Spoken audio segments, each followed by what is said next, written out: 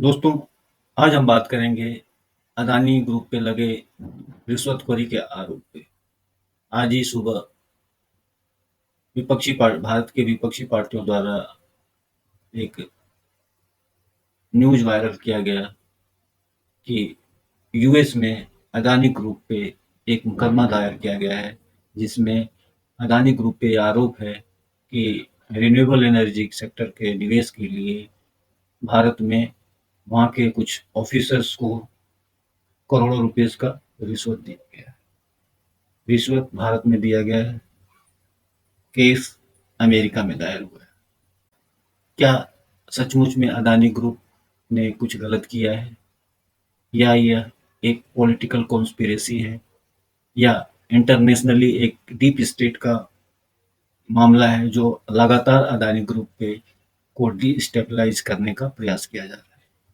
साथ ही साथ अदानी ग्रुप के इस न्यूज के आने के बाद अदानी ग्रुप के शेयर पे किस तरीके से भारतीय शेयर मार्केट में उसका प्रभाव पड़ा, और साथ ही साथ उस ग्रुप की कंपनियों के शेयरों में क्या प्रभाव पड़ा, उसके बारे में भी हम डिस्कस करेंगे। साथ ही साथ हम इसके पॉलिटिकल और इंटरनेशनल एंगल पे भी डिस्कस करने वाले हैं।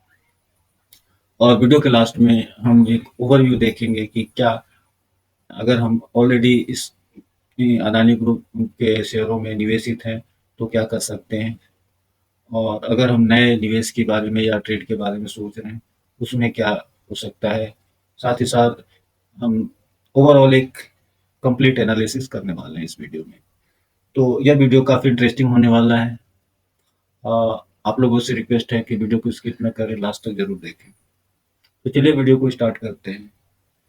नमस्कार दोस्तों, मैं हूं नीलांबुज पांडे, आप देख रहे हैं पीबीबी इन्वेस्टेड यूट्यूब चैनल। तो आज जैसा कि मैंने इंट्रो में ही बताया कि आज के वीडियो में हम अदानी ग्रुप पे लगे उन आरोपों को के बारे में डिस्कस करेंगे। तो वीडियो को स्टार्ट करने से पहले आप लोगों से रिक्वेस्ट है कि अगर अभी तक आप लोगों ने इस चैनल को सब्सक्राइब नहीं किया है तो प्लीज़ सब्सक्राइब कर लीजिए, लाइक कीजिए, अपने लोगों को शेयर कीजिए, ताकि मुझे भी मोटिवेशन मिलता रहे। तो चलिए वीडियो को स्टार्ट करते हैं। आज ही सुबह भारत की विपक्षी पार्टियों ने एक न्यूज़ वायरल करवाया। वो न्यूज़ क्या था कि अमेरिका में अदानी ग्रुप के डायरेक्टर्स पे एक मुकदमा दायर हुआ है, जिसमें ये आरोप है कि अदानी ग्रुप की कंपनी रिन्यूएबल एनर्जी ने, ग्रीन एनर्जी ने अ, भारत में कुछ प्रोजेक्ट को पाने के लिए वहाँ के जो ऑफिसर्स हैं उस उनको रिश्वत दी, रिश्वत ऑफर किया और उसके माध्यम से प्रोजेक्ट लिया।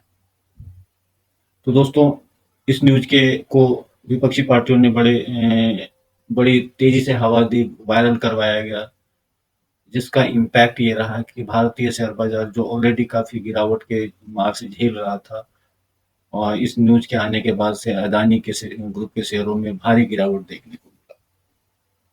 और लगभग सेंसेक्स जो है आज के दिन 743 पॉइंट गिरकर क्लोज हुआ, और निफ्टी जो है 243 पॉइंट गिरा। साथ ही साथ अदानी के शेयरों में भी काफ़ी गिरावट देखने को मिला, जहां अदानी ग्रीन की कंपनी अदानी ग्रीन एनर्जी लगभग लोअर सर्किट 20% का लगाया। हालांकि बाद में थोड़ा सा रिकवरी देखने को मिला, 17.51 के गिरावट के साथ वो बंद हुआ। अदानी ग्रुप की अदानी पोर्ट में लगभग 10% की गिरावट देखने को मिला, जहाँ की अदानी पावर लिमिटेड में लगभग 11-12% का गिरावट देखने को मिला। अदानी टोटल गैस में लगभग 13% का गिरावट देखने को मिला, जबकि अदर कंपनियों में भी लगभग 8% से 10% का 10% 12% की गिरावट देखने को मिली, जिसके कारण से भारतीय शेयर बाजार में भी काफी गिरावट देखने को मिला, हाहाकार मच गया। तो अगर हम देखें एक तरीके से, एक अगर आप इस पूरे के अदानी ग्रुप पे जो आरोप लगते जा रहे हैं वन बाय वन, अगर इसके आप पैटर्न को प्रॉपर तरीके से सही मायने में समझें तो आपको एक पैटर्न दिखेगा।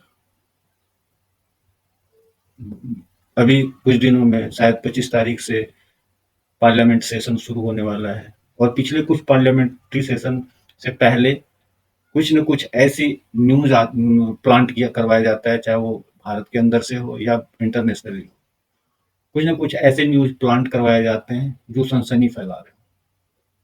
अदानी ग्रुप की ही लगभग 2-3 विंटर सेशन 2-3 पार्लियामेंट्री सेशन से पहले इस तरीके से कुछ न कुछ एक न्यूज़ प्लांट करवाया जाता है और जिसके माध्यम से अदानी ग्रुप के शेयर काफ़ी टूटता है और शेयर मार्केट में भी गिरावट आती है और इसमें किसका नुकसान होता है? इसमें वही लोगों का नुकसान होता है जो छोटे इन्वेस्टर होते हैं, जो रिटेलर होते हैं। बड़े इन्वेस्टरों को का नुकसान इसमें नहीं होता क्योंकि वो किसी भी स्टॉक में इन्वेस्ट करते हैं, वो तो किसी भी न्यूज़ बेस पे नहीं करते। उनके पास एक proper study, proper information channel होता है। अगर ऐसा कुछ होता तो रिटेल इन्वेस्टर सबसे पहले निकल जाते।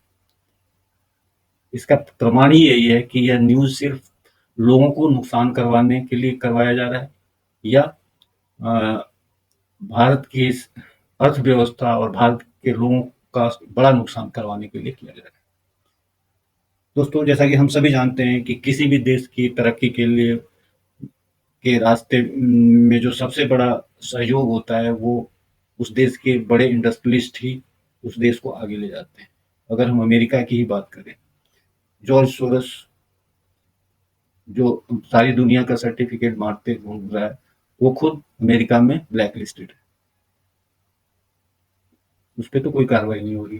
वो अमेरिका में बैठ के सारी दुनिया के गवर्नमेंट को डिस्टेबलाइज करने का प्रयास कर रहा है। तो हमारे एनएसए पे भी ये केस डाला गया है। तो इस तरीके से जो इंटरनेशनल पावर्स है ना, भारत एक इमर्जिंग इकोनॉमी बनने जा रहा है। मैं ये सर्टिफिकेट नहीं दे रहा हूँ कि अदानी निर्दोष है। मैं यहाँ पे डिस्क्लेमर देता हूँ। केस चल रहा है, कोई भी इंक्वायरी है, अभी तक जो भी इंक्वायरी हुई है उसमें वो क्लीन चिट पा रहा है। जिस फास्ट गति से वो आगे बढ़ रहा है, दुनिया के देशों में अपना वो बिजनेस को फैला रहा है, भारत के अंदर अपने बिजनेस को फैला रहा है। दुनिया के अमीर लोगों में उसकी गिनती है, बड़े टॉप 10 में है शायद वो। तो ये सारी उपलब्धियां जो है, क्या अमेरिका को सूट करता है? क्या जो अमेरिका के जो डीप स्टेट है उसको सूट करता है? बिल्कुल नहीं। और वहां के लोग, यहाँ के जो विपक्षी पार्टियां हैं, ये मोदी को तो पिछले 15 साल 10 साल से हरा नहीं पा रहे हैं डायरेक्ट। तो कुछ न कुछ इस तरीके से एक न्यूज़ के माध्यम से मोदी को के साथ उसको चिपकाने का प्रयास कर रहे हैं। साथ ही साथ जो भारत आने वाले समय में भारत की अर्थव्यवस्था तीसरे नंबर की तरफ देख रहा है, अभी चौथे नंबर पे है। तो इस तरीके से अगर 8-10 न्यूज़ आते रहे, तो लोग इसमें कौन पिस रहा है? एक नॉर्मल इन्वेस्टर पिस रहा है। अगर मान लीजिए कोई न्यूज़ भी है, तो उसको इतनी सनसनी बनाने की क्या ज़रूरत है? आप कोर्ट जाइए। बहुत सारे लीगल ऑप्शन है, आप उसको अप्लाई कीजिए। नहीं, वो नहीं करना, सिर्फ ट्विटर पे ट्वीट करना है और सनसनी फैलाना है और लोगों को भ्रमित करके उनका नुकसान करवाना है। तो इन आरोपों के जवाब में अदानी ग्रुप ने एक स्टेटमेंट जारी किया है, जिसमें कहा गया है अदानी ग्रुप की तरफ से कि the allegation made by the US department of the justice and the US securities and exchange commission against directors of Adani green are baseless and denied. मतलब जो भी आरोप लगाया गया है US department of justice and US securities of exchange commission की तरफ से, वो निराधार है और हम उसको डिनाई करते हैं, मतलब हम उससे मना करते हैं। साथ ही साथ यूएस डिपार्टमेंट की तरफ से जो एक कमेंट पास किया गया था कि वो according to Adani group as stated by the US department of justice itself, the charges in the indictment are allegation and the defendants are presumed innocent unless and until proven guilty. All possible legal recourse will be sought। मतलब जो भी आरोप लगाए गए हैं justice US department of justice के सामने, वो तब तक सही नहीं माने जाएंगे जब तक कि गिल्ट प्रूफ नहीं होता है, तब तक वो निर्दोष माना जाएगा। ऑल पॉसिबल लीगल, और जो अदानी ग्रुप को जो भी पॉसिबल लीगल रेस्क्यू रिकोर्स की जरूरत होगी वो प्रोवाइड कराया जाएगा। The Adani group has always upheld the end it's stay The Adani Group has always upheld and it steadfastly committed to maintain the highest standard of governance, transparency, and regulatory compliance across all the jurisdictions of its operations. We assures our stakeholder partners and employees that we are law-abiding organization, fully compliant with the all laws. Means Adani group का कहना है कि हम एक responsible और law abiding organisation है। जो भी जिस कंट्री में भी हम अपनी बिजनेस को करते हैं उसके ऑल कंप्लायंस को हम फुलफिल करते हैं। तो इस तरीके से उसका एक स्टेटमेंट अदानी ग्रुप ने जारी किया। अब हम भारतीय पॉलिटिकल सिनारियो में क्या चल रहा है, क्यों ऐसा हो रहा है, उसके बारे में डिस्कस करेंगे। तो जैसा कि हम सभी जानते हैं कि ये एक पैटर्न चला आ रहा है अदानी ग्रुप के ऊपर आरोप लगाने का, और हर 1-2 महीने के बाद एक आरोप, एक कहावत है कि किसी भी आरोप, किसी भी झूठ को इतने बार बोलो, या सत्य भी है तो इतने बार बोलो कि झूठ भी सत्य लगने लगे। तो वही सीन लगभग चल रहा है। ये सबको पता है कि कोई भी बिजनेस हाउस अगर कहीं किसी भी कंट्रीज में बिजनेस, बड़े बिजनेस हाउस अगर किसी भी बिजनेस को स्टैब्लिश करती है तो वहां पे चाहे वो यूएस की कंपनियां हो चाहे इंडियन कंपनियां हो, क्या आपको लगता है कोई भी गवर्नमेंट को बिना कुछ दिए या वहाँ के लोकल अथॉरिटीज को बिना कुछ दिए वो सारे काम उनके फटाफट हो जाते हैं? ये रूल्स हर कंपनियों पे लागू होता है।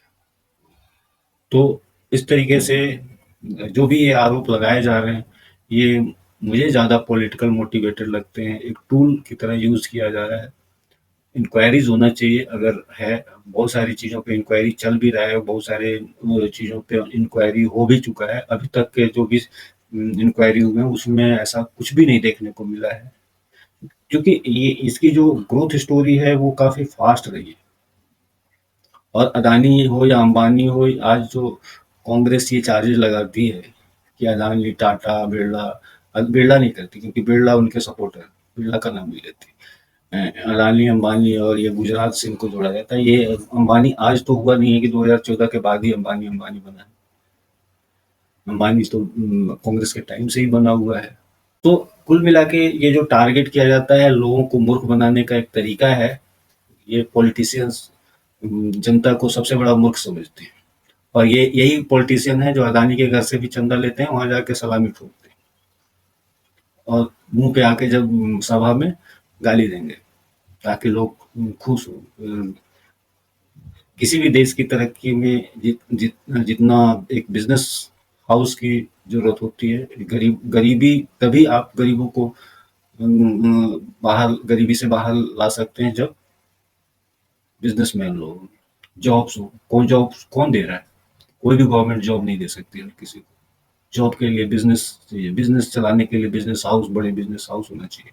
हाँ ठीक है, वो इलीगल तरीके से कोई भी काम करे वो गलत है, लेकिन अगर आप उसको लीगल तरीके से आपको डील करना चाहिए, ना कि उसको सनसनी फैला के, या उसमें अदानी अदानी की जगह पे ही रहे। हो सकता है उसका लगभग जब से ये आरोप लगा है हिंडनबर्ग के, पिछले 1-2 महीने में लगभग अदानी ग्रुप के 2.41 लाख करोड़ रुपए का जो है मार्केट कैप घटा है। इस तरह इतना, इस लेवल तक उसका नुकसान हो चुका है। कोई भी बंदा, जो भी बड़ा बिजनेस हाउस है या जितने बड़े बिजनेस वाले लोग हैं, वो इस तरह के छोटे मोटे प्रॉफिट के लिए काम नहीं करते, और इस तरीके से इलीगल काम नहीं करें। वो हर तरीके का काम करते हैं वो, लेकिन उसका इलीगल भी लीगल वे में करते हैं। जैसे हमारा 2G और 3G स्कैम हुआ था, उसने बताया कि कैसे हाई लेवल का करप्शन किया जा सकता है, जिसमें म्यूचुअल अंडरस्टैंडिंग के थ्रू पैसे का लेन देन किया जा रहा था। तो कुल मिला के मेरा ये मानना है कि इस स्टॉक में जो भी न्यूज़ है वो पॉलिटिकल मोटिवेटेड ज़्यादा लगता है, सच्चाई से थोड़ा परे लगता है। बट हाँ, अगर कोई इशू आता है, लेकिन वो हम अमेरिका की ही बात क्यों माने? वो जो कहेगा वही क्यों माने? हमारे यहाँ एजेंसियां हैं, हमारे यहाँ वो है। अगर हमारे देश के लिए वो अच्छा है तो क्यों हम अमेरिका तो ये भी कहता है कश्मीर को दे देना चाहिए, वहां पे वो सर्वे करवाना चाहिए, क्या बोलते हैं उसको, हाँ अभी नाम नहीं याद आ रहा।